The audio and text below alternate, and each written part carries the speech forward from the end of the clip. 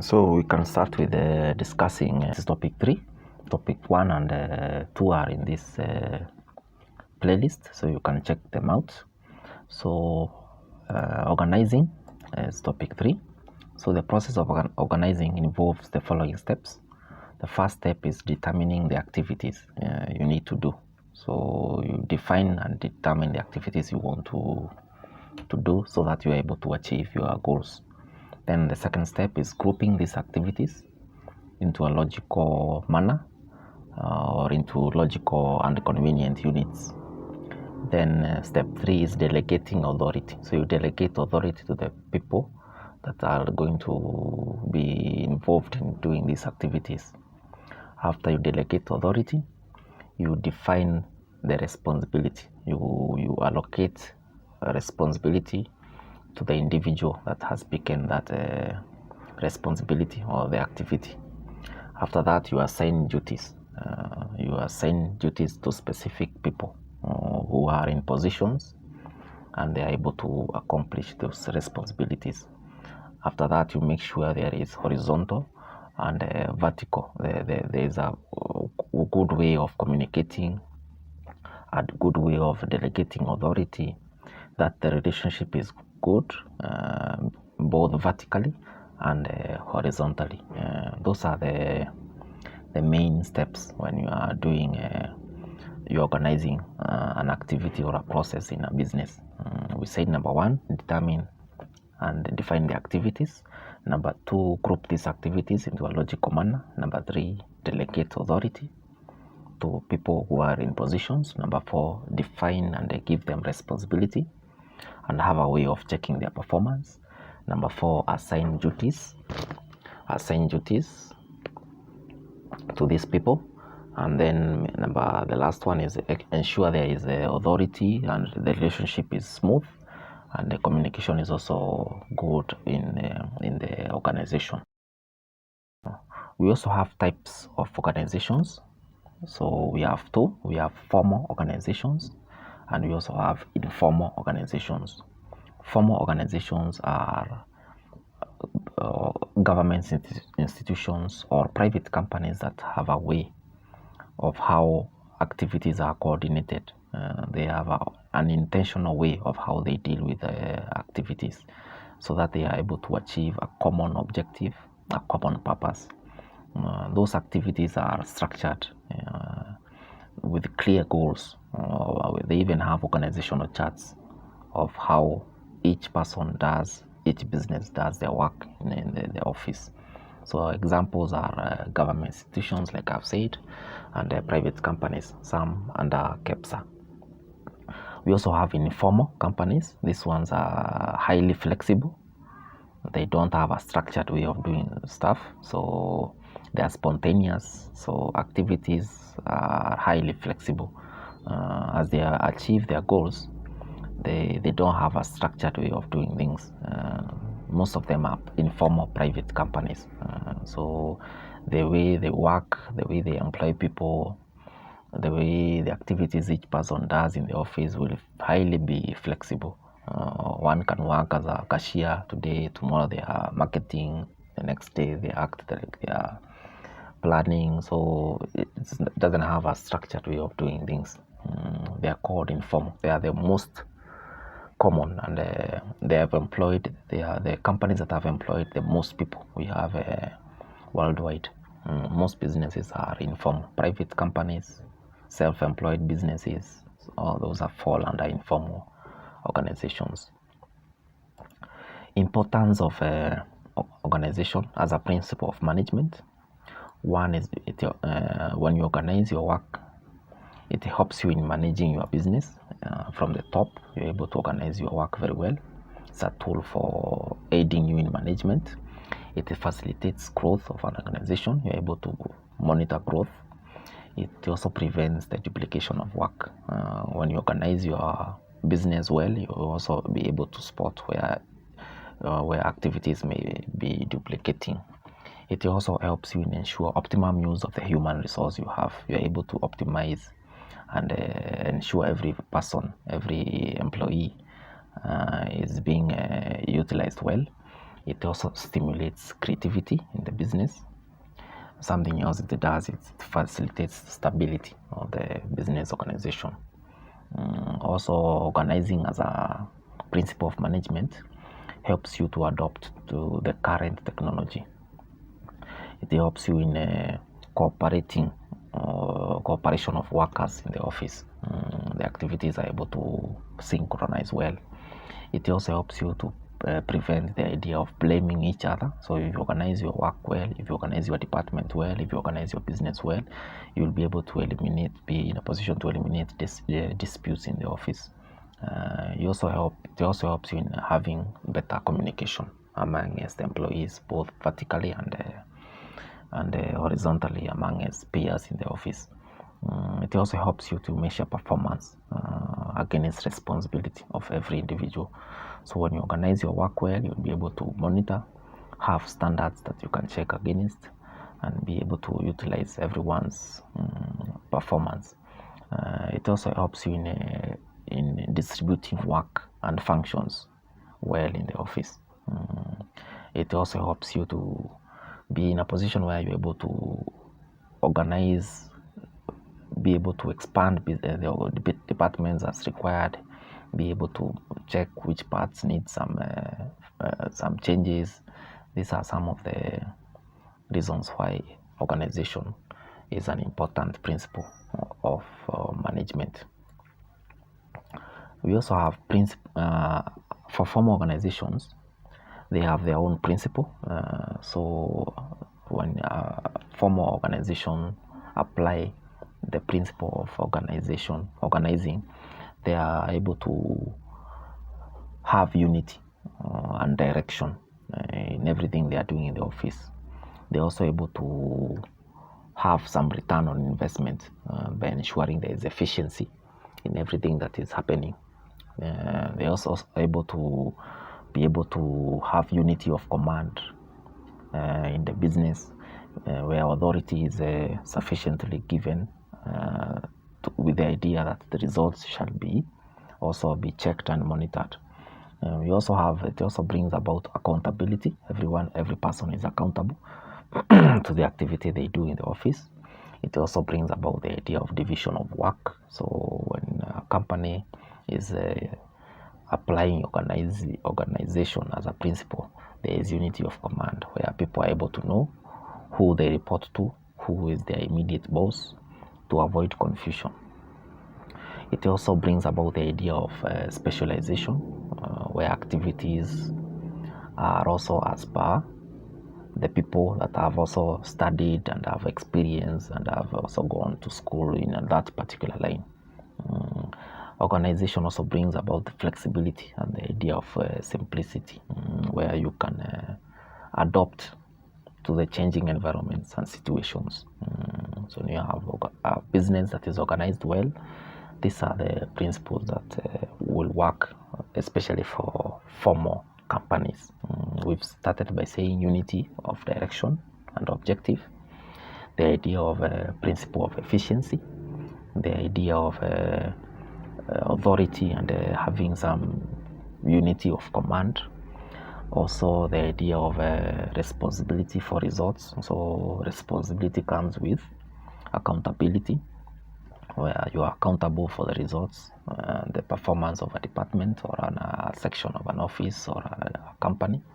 There's also division of work, the idea of principle of specialization. So there's also the idea of when a company is organized well, there's the idea of flexibility and simplicity, where issues will arise and the company is able to adjust to the changing environments.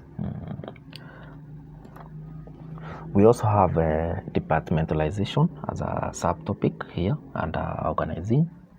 So departmentalization is the idea of grouping jobs, where employees who are involved in a particular or similar functions are grouped together.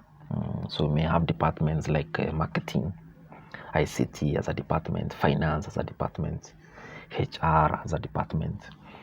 Some companies do departmentalization in terms of the product they sell, the location of their branch or office, the time they work, the function, what they are doing also, and also the customers they maybe deal with. So that's the idea of departmentalization, grouping of jobs that are similar, so that you're able to also monitor and be in a position to allocate and responsibility and activities well. Why we do this departmentalization? Because we want to have specialization of staff, where staff who have studied a particular career, they are put in one department. In this way, you are also able to expand the organization better and be able to maximize on everyone's capabilities and talent and gifts, and be able to also have some growth even with individuals, where you even do appraisals of their performance. You're also able to allocate responsibilities well, and by grouping people. You're also able to have some control, which is administrative, to the activities they are doing, and avoid the idea of duplication. You're also able to ensure when a company is in two departments, you're able to facilitate communication, coordination. The top management has an easier time of communicating, and also getting feedback, and also working on the communication that they are receiving from the individual departments. Those are the reasons why companies have the idea of departments. Factors that you consider when you are bringing about the idea of departments. One is the number of employees in the company. How many employees are working? The time the employees report to work. Are they coming on day, time, or night shifts? If they work in shifts, you can have departments in terms of shifts. Companies that are big, you can subdivide them. Number 3, also the idea of functions they do. Maybe they are accountants. You may also have departments in terms of the functions they do. Another would be product or services they deal with. So some could be doing sales, others could be doing maintenance and servicing of clients of a company.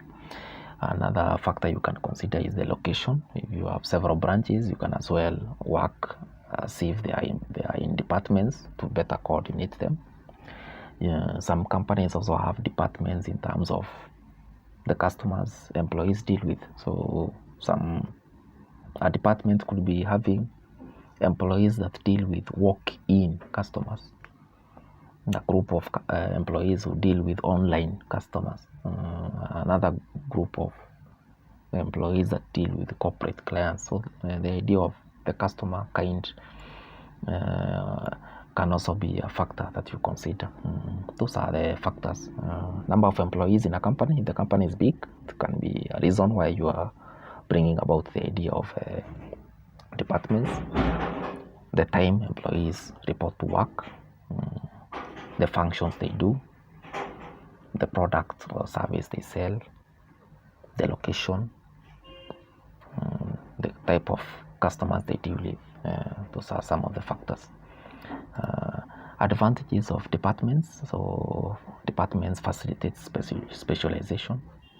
Coordination is better to avoid duplication. Contributes to simplicity, where a customer finds the company easier to understand if it's divided into departments. So if they have a certain issue, they go to the department that is involved with the issue they're having. So it becomes easy for customers to know where to get help when a company is divided into departments. Also, another advantage is that every department will have experts in that particular field who can even mentor others. Another advantage is that managers are able to have close control of the activities in every department. It also simplifies the idea of training, the idea of development, where employees can go out for workshops in a particular field. Employees can go out for seminars. So the idea of development is also better when a company is divided into departments. There's also the idea of maintaining power and prestige to major functions, where you kind of get involved in a particular department and you grow, and that becomes your line. However, we have disadvantages or limitations. So one of them is that sometimes the chain of command might be very long when there are departments. So command may sometimes be very long if the departments are very many. There is slow communication because every department has to agree on a particular thing before it is escalated to higher levels. So communication might be slow. There's also the idea of some managers may have challenges, especially if they are new to a department. They may have challenges in understanding the activities in the particular department they are in. It may take time. And there may also be another disadvantage is that it may be a challenge, especially when you need to have an executive person who is not, you may have an executive person who is not well-rounded or familiar with all the departments. So it becomes a challenge to have someone at the top who understands all the departments in the company. So also decision making is slow because a lot of consultation has to be done before decisions are made. Another disadvantage is that employees might concentrate so much on the activities at the department level and ignore the company as a whole, where they only concentrate on their objectives down there, and they are not so much into what the company is trying to do as a whole.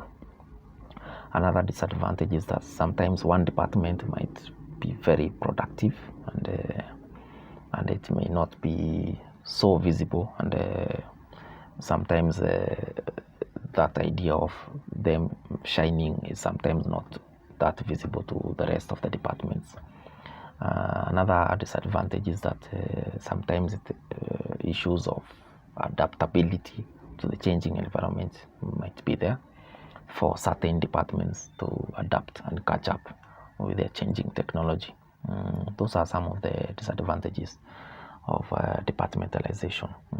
We started by saying the chain of command might be very long. There is slow communication. Some managers may have challenges, especially if they are new, in understanding all the activities in a department. It may be also a challenge to get an executive member like a CEO who is familiar with all the departments. It becomes a challenge. We've also said there is slow decision making. So decision making might take long because of consultations.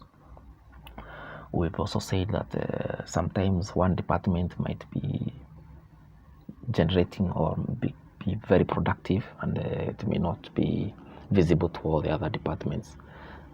Profits are at the top level only, and some departments may also have challenges in adapting to the changing technology. Those are the disadvantages. Then we have components or concepts of organizing a company. So when you're organizing a company, there are some components you need to look at. So that process of organizing, these components are crucial. One, for you to work on a structure that will work. One of them is job design. You need to know how you will design the jobs. How are you going to enrich? What will each job be doing? What are the activities they do? What are their roles? What are their responsibilities? What are their limitations? What is their scope? That's what we mean by job design. Number two is the grouping of jobs. How will you group these jobs? How will you apply this idea of having departments? Number three, how will you delegate authority and responsibility? How would the delegation happen? How will you coordinate authority and responsibility? Another one is coordination. How will you coordinate them? Maybe you need to be having meetings. Another component is span of management. What is their span? What are their limits? Up to what extent are they supposed to exercise their authority? And then the last one is line and staff relations. How are they going to be relating with each other at every level, both horizontally, diagonally? How will the relationship be? Those are the components of organizing a company. One, job design. Second, grouping of jobs. That is authority and responsibility, where you look at how you do the delegation and how you centralize or decentralize the organization. Coordination, and the idea of span of management, and also how you deal with the line and staff relations. Those are the components. Yeah.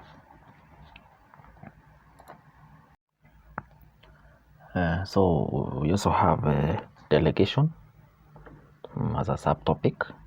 So delegation is assigning formal authority and responsibility to someone for the completion of specific activities. So you assign authority and responsibility to someone else. It's a very good concept in management, because there's no superior who can personally be able to do everything in the office. So they work with delegating. So how do you delegate? One, you prepare the person you want to delegate the work to. You do some preparation to this person. Number two is assign the responsibilities and the roles. So you assign this person the responsibility. Number three, you have to be specific on what you expect to this person you have delegated the roles and responsibility to. Number three, you have to confirm that they have understood what you've delegated. So you need to carefully confirm the understanding of the work that they have been given. If training is necessary, you need to do the training. Another thing, the next step is to follow up to be able to address any challenge they are maybe encountering. Don't micromanage, give them some space, and also be in a position to receive feedback of the results, and also be the superior who also celebrates achievements of your subordinates. That's how you delegate. Number one, prepare the person. Number two, assign the responsibility. Number three, be specific on what you expect. Number four, confirm the understanding of this person. Number four, the next line, if you need to train them, do some training. The next point is follow up, so that you're able to hear what challenge they are encountering and be in a position to help. Don't micromanage, give them some space. Frequently receive some feedback from them, and celebrate their achievements. That's how you delegate. For delegation to be effective, there are guidelines you look at. Number one is define the results you expect. Encourage free communication between you and the subordinate or the junior you've delegated to. Ensure you have some control techniques so that you can monitor what is happening. If what they are doing involves some authority, make sure you give them enough authority. Also be the superior who also is able to understand the capabilities of your subordinate, be in a position to understand their capabilities, their skills, their experience. Make sure authority is clearly stated to avoid confusion. Be also flexible, be in a position to also make adjustments. If factors come in and the situations change, be the person who can be flexible. Ensure there is unity of command. Provide a supportive environment for your subordinate. That delegated work may need an environment that is free. There's no fear or frustration, where it's learning. So even if they make mistakes, they are kind of learning from their mistakes. So have that supportive environment, a good attitude, and be positive towards your subordinates. Those are the guidelines of effective delegation. Effective delegation. So we also have barriers or challenges you encounter when you are delegating. One of it is, of course, it's very expensive. You may need to allocate funds to delegated work. You may also encounter negative attitudes where some may lack confidence, and when you entrust them with some work, they may not be very confident in doing it. Some people are unreceptive to, so some managers may even not be in a position to delegate because they don't accommodate other people's views. So if a manager has issues accommodating other people's views, that manager will have issues, may experience challenges when delegating work. Some managers are also unwilling to let go of authority, so they have issues. So they want to be the alpha of that office and don't want to see others shine.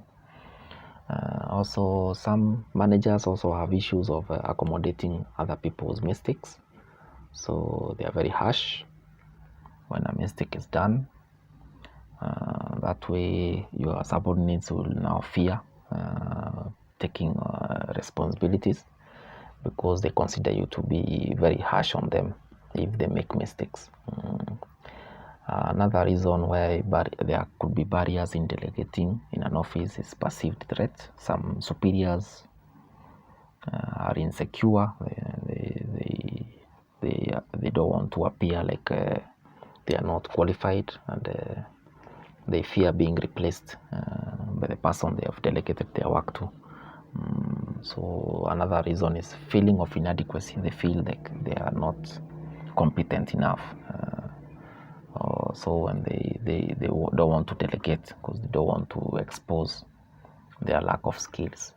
Those are some of the barriers affecting most cases the manager or the person trying to delegate. One, we've said it may be costly. Another one may be negative attitudes, where a manager feels like they don't trust their subordinates enough to delegate them some work. Some managers are also unreceptive to other people's views. Some managers are unwilling to let go of authority. Some managers are very harsh and they don't allow mistakes, causing fear to the juniors. Some managers feel like they are threatened or they feel like they may be replaced in future if they delegate work or if their junior appears to shine over the delegated work. Or some managers also feel inadequate. They feel like they are not enough for their job. Those are some of the barriers of delegated work, of why there could be issues of delegating in an office. So we also have cases where the subordinates now are the ones that don't want to be delegated work. So these are factors that are now from the junior side. One is the junior feels they fear being criticized, they fear making mistakes. Some juniors feel insecure, not confident enough to make decisions. Some they lack confidence in controlling people. Some are not very good at communication. Some are also they don't have the necessary information, the know-how, the experience, the equipments. Qualified workforce may also be an issue where a junior may refuse to take responsibility. Some juniors also are they want some incentives. So if you don't mention a better salary, bonuses, allowances, they don't want to be delegated work. Others may have issues of status, so they feel they are more learned and they feel they don't want to be used. They don't want to help the company grow. They maybe have ideas of going in the near future, so they don't want to be delegated work.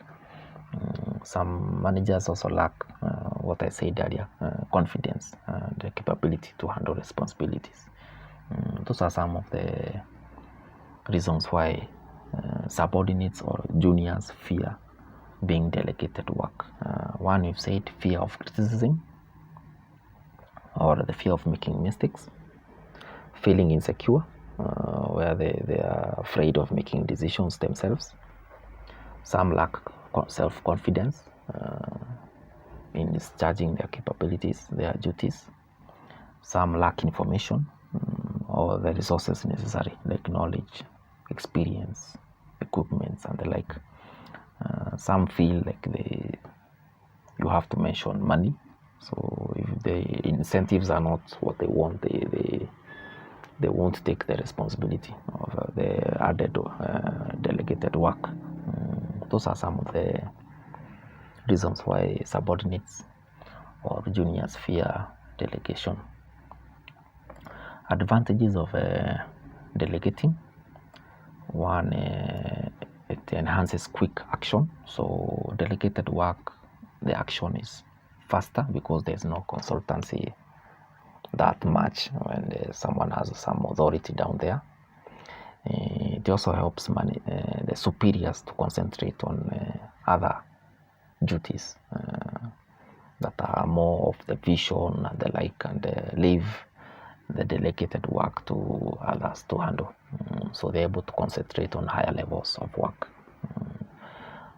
Delegation also helps employees to develop professionally, be able to face challenges and grow, become competent with time. So it helps in the development of professionals and leaders of tomorrow when they are delegated work. Decisions also in delegated companies are much faster at the lower levels, where decisions are made, challenges are close, and they're able to adapt and be able to make decisions very fast because they are closer to the problems. Delegated work also improves the morale of the juniors. They feel that their work is being considered, their effort has been noted, and there is morale, and they feel they appear to be more committed when they are given more roles, and especially managerial roles. Another advantage is it also helps a company to diversify and grow and expand. It also leads to efficient running of branches or departments when you delegate work. Situations are sorted down there, challenges are sorted better, clients are able to be satisfied better because all the problems and decisions are done at the lower level. Those are the advantages of delegation. We started by saying quick actions are done because no consultation is needed all the time. Superiors are able to concentrate on higher levels of work. The third one is that subordinates are able to develop themselves, or the juniors. When they take delegated work, they're able to grow and face challenges and become more competent future leaders of the business. Decisions are also better because the delegated work is down there where challenges are being faced. They are closer to the problem. Another advantage of delegation is that it improves morale of the juniors. They feel they are appreciated and their efforts have been noticed. That's why they are being delegated work. It also aids in the expansion of the business and diversification of the business. And the last one, it leads to efficient running of departments or branches. Those are the advantages. Disadvantages of delegation: sometimes mistakes may be done, which may be very costly to the business. When a junior makes a mistake, they might be costly. As they are learning, mistakes can happen.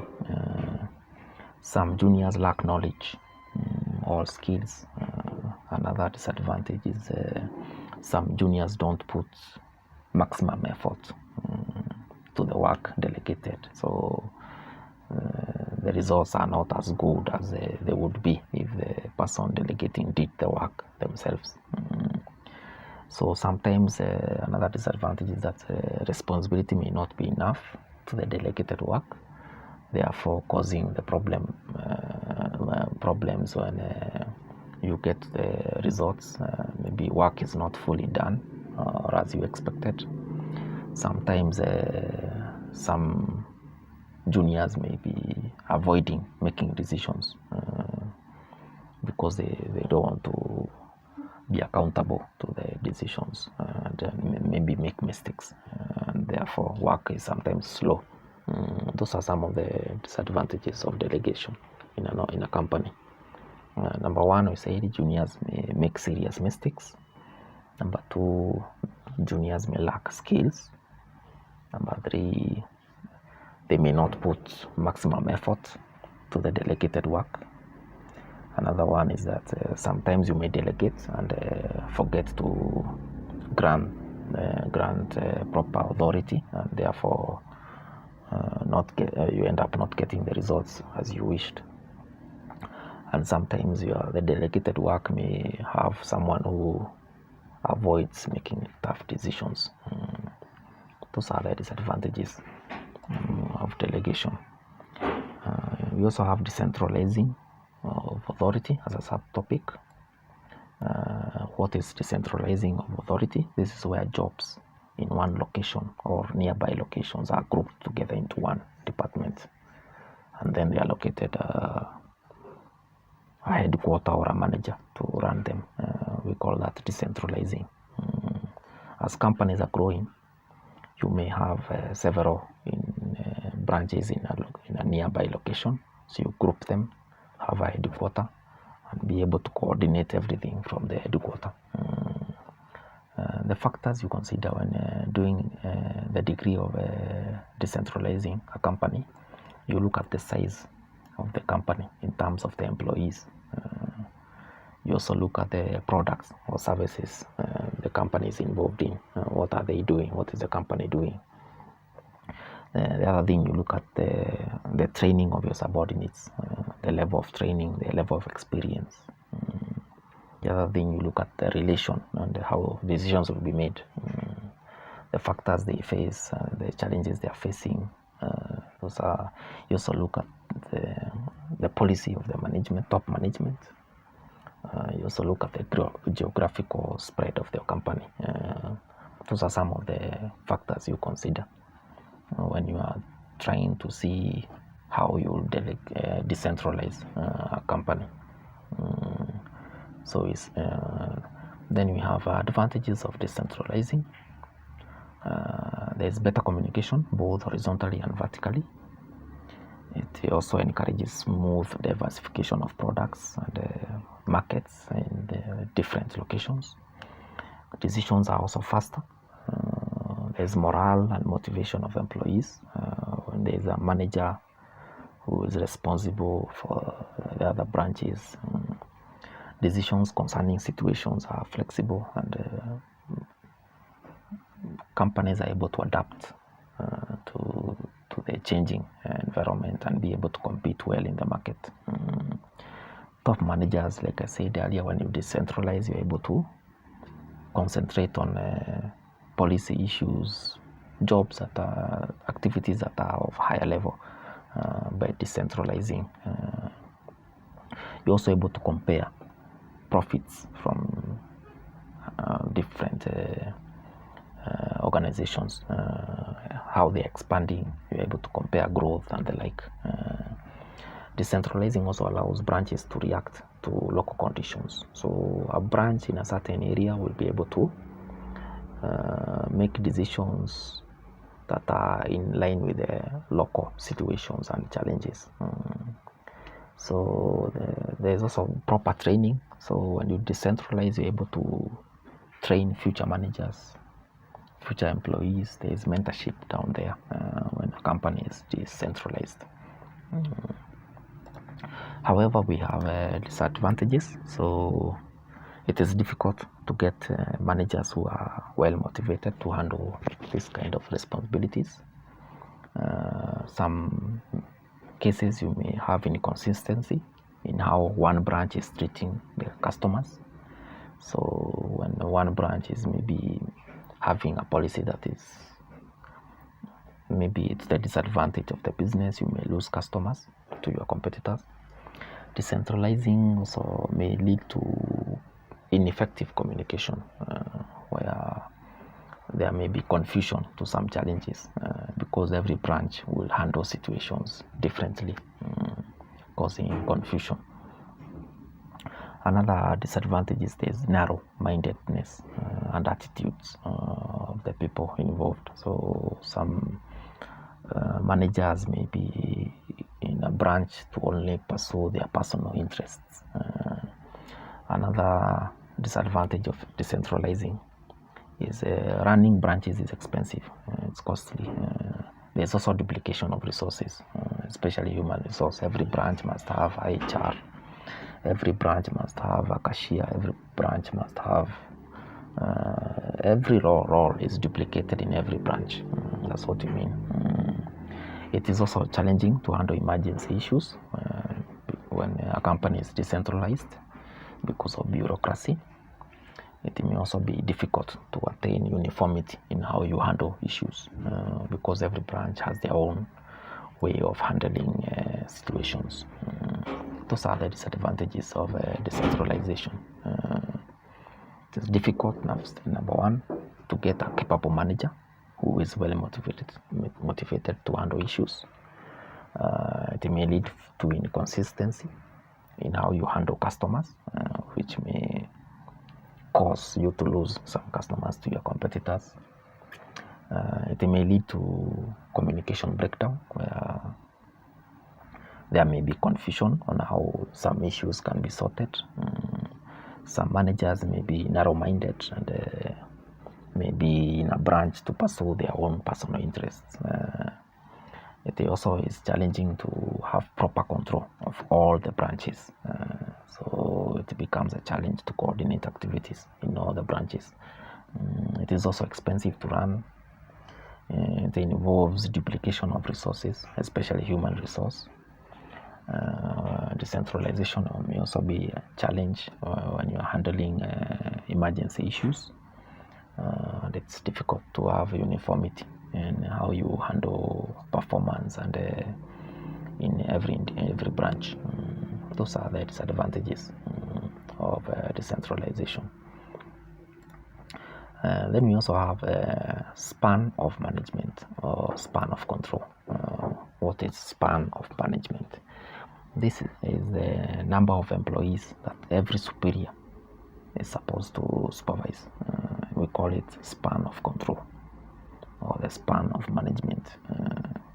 The number of employees under one superior. So that's like the number of subordinates or juniors that are directly reporting to one person.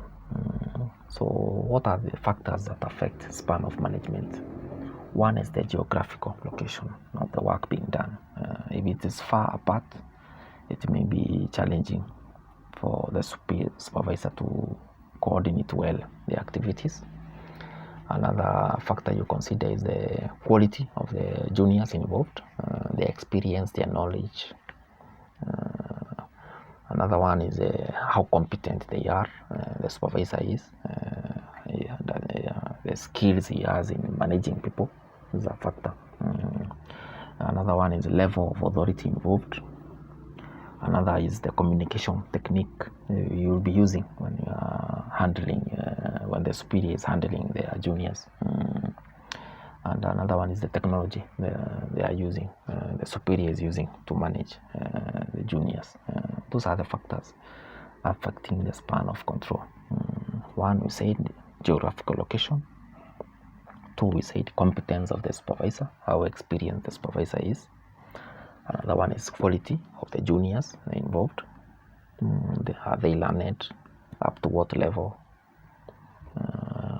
Another factor is the nature of the work being done. Is the work complex? The work simple? Another one is level of authority.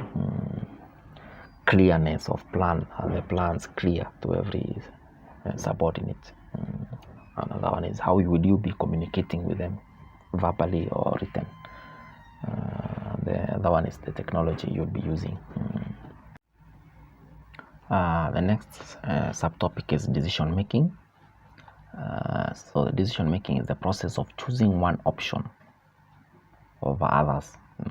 You choose one option. This could be individually, in a group, in a committee, where you have several alternatives. You make a decision on one and follow it through. So with one goal. So why you do these reasons for using committees? So you may be using a committee or a group in decision making. One reason you could be doing this is because committees produce more information. They help you in providing more information before you make a decision. So a committee is good because it involves experts from different fields. Committees or groups is also a tool for training and developing of employees. Committees also ensure that there is authority is distributed well before a decision is made. Committees are also able to coordinate, bring better coordination because they are mostly made up of members who are from different departments or sections in an organization. So when a group is made or a committee is made, coordination is better. Also, committees also provide the element of a democracy where everyone participates in the decision-making process. Committees also encourage people to broaden their knowledge and to develop, and they also gain experience by interacting with the experts from different fields. Another reason why companies use committees is because it encourages interaction, breaks the tension between managers and their subordinates.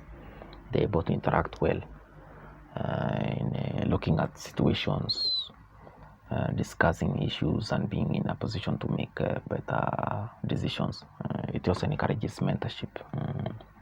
Those are the reasons why companies use committees or groups in making decisions. One, we've said a committee will produce more information. It is a tool for development of employees because they're interacting with each other and they are learning from each other. It also ensures there's authority and that this authority is distributed well amongst the group. A committee or a group also helps in coordinating, and the idea of bringing reports is better because each is able to bring the idea, and they are from different departments. Committees also have the idea of democracy where you can look at the alternatives and make a decision of one alternative and even vote. Also, committees encourage employee development. Employees are able to broaden their knowledge and experience. Another one is committees encourage interaction between managers, breaks the ice between them. They're able to discuss issues better. Those are the reasons why committees are used in decision making. But we also have limitations of using committees or groups in decision making. It is expensive. Another reason is because there is so much consultation. Decision making might be slow. Another one is that it could lead to solutions that could be bringing conflicts, and therefore the committee comes on a compromised answer to ensure all parties are catered for, win-win situation, which sometimes may not be the best decision. Committees sometimes have members who lack commitment. They are not responsible enough for the results. So not all members are as participative as they should. Committees or groups sometimes lack accountability, where a decision is made, and if that decision doesn't work out, no one takes full responsibility of that bad decision they made. That's what we mean by lack of accountability. A committee or a group may have also a situation where one person dominates the group or the committee in making decisions. Another limitation, disadvantage of using committees is sometimes they succumb to group pressure, where because of maintaining cohesiveness and trying to make everyone happy, sometimes the answers that come out may not be, the decisions that they come up with are not always the best. They may slightly lose sight of the reason as to why the committee was created. And then another disadvantage is sometimes committees are created with the intention to slow, to bring about delay in decision making. So they are created with the intention of taking some time to strategize and maybe delay the idea of coming up with a decision by a company. Those are the limitations of committees and what the disadvantages of using committees. That is all about this topic called function of organization. Topic 3, topic 1, 2, and the rest will be in this channel. Thank you very much.